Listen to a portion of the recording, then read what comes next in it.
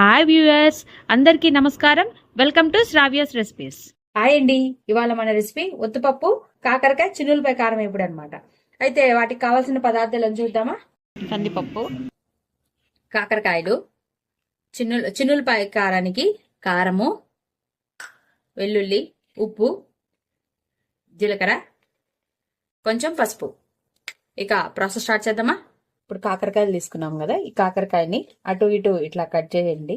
Cut చేసి ఇలా ఘాటు పెట్టుకోండి.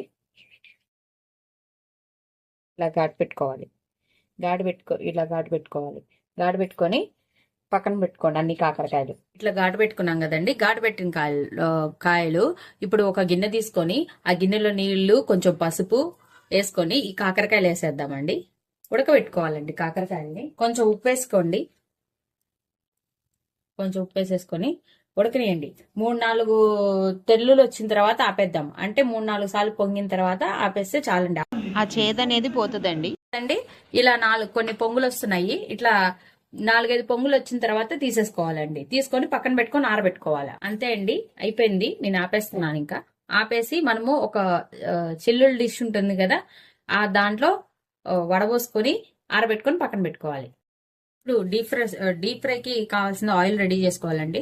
బండి పెట్టుకొని ఆయిల్ పోసుకోండి. ఆయిల్ డీప్ ఫ్రైకి సరిపడా ఆయిల్ పోసుకోండి. నేను కొంచెమే పోస్తున్నానండి, ఎందుకంటే కాకరకాయ ఆయిల్ అన్నిటికీ ఉపయోగపడదు కాబట్టి. జస్ట్ నేను